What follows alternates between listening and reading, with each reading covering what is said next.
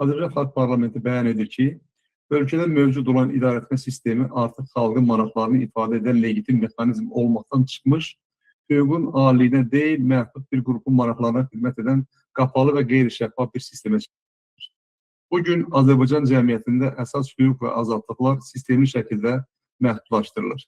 İfadə azadlığı faktı olaraq cəzalandırılan bir davranışa çevrilmişdir. Sosial şəbəkələrdə fikir bildirmək, tənqidi mövqe sərgiləmək və ya ictimai proseslərə münasibət bildirmək müxtəlif formalarda təqiblərə səbəb olur. ASXP qeyd edir ki, ölkədə korrupsiya və rüşvətxorluq geniş yayılmış və sistem xarakteri almışdır.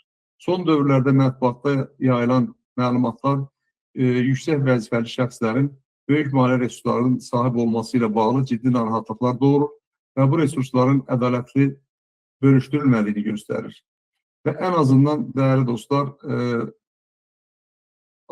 ölkənin üçüncü şəxsinin, Azərbaycan Respublikasının baş nazirinin varidatının çox cüzi bir hissəsi dünənki mətbuatda verildi və oradan görülür ki, hələ bu heç bir, belə deyək də, heç bir qohum olan o çətiyə aid olmayan bir şəxsdir və bunun bu qədər varidatı varsa, görün, qohum olan şəxslər nə qədər varidatı var. Adalar yaradılıbdır, süni adalar yaradılıbdır, xalqın büdcəsi hesabına böyük ticarət mərkəzləri tikilibdir, evlər tikilibdir, verilir və s. Elə əsas ona görə də mən bu bəndin burada olmasını lazım bildim. Hüquq mühafizə orqanlarının fəaliyyətində şəffaflıq və hesabatlıq ciddi şəkildə zəifləyib və demək olar ki, yox dərəcəsinə gəlib çıxıb. Polis özbaşçılığı ilə bağlı çoxsaylı şikayətlər mövcuddur.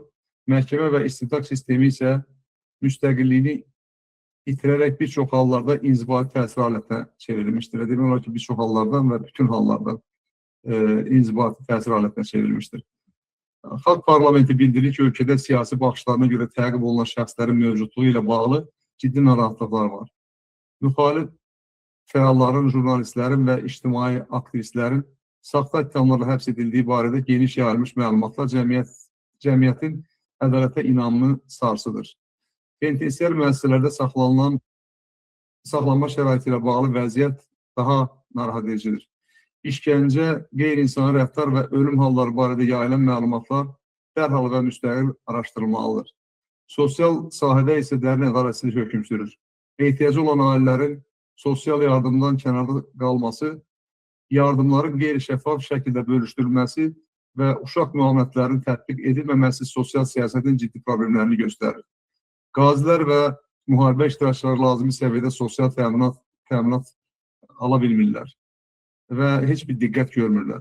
Bu sahədə mövcud problemlər cəmiyyətin ən həssas təbəqələrinə qarşı laqeyd yanaşmanın göstəricisidir.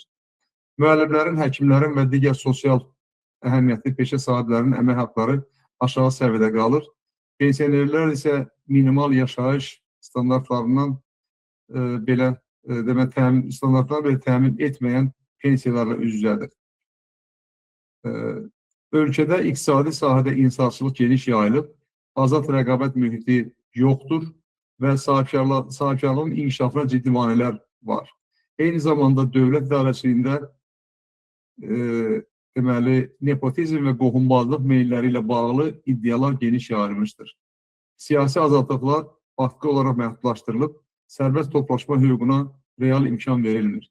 Seçki prosesinə ictimai etimad ciddi şəkildə zəifləyib, seçmə və seçilmə hüquqları formal xarakter daşıyır. Bələdiyyə sistemi funksionallığını itirmiş, demokratik institutlar iflic vəziyyətə düşmüşdür. Hakimiyyətin xalqa hesabatlıq mexanizmləri zəiflədilmiş və demək olar ki, yox dərəcəsindədir. Dövlət idarəçiliyində şəffaflıq minimum vəziyyətə enmişdir. Bu vaxta qədər 23 il mövcudluğu dövründə ölkə başçısı İlham Əliyev bir dəfə də olsun xalqa hesabat verməyib. Siyasi təşkilatların fəaliyyəti məhdudlaşdırılır, üzvləri təqiblərə məruz qalır. Xaricdə fəaliyyət göstərən siyasi fəallar və jurnalistlərlə bağlı təzyiqlər barədə iddialar da çox ciddi narahatlıq doğurur. Azərbaycanın qoşulduğu beynəlxalq öhdəliklərin icrası sahəsində də ciddi problemlər mövcuddur.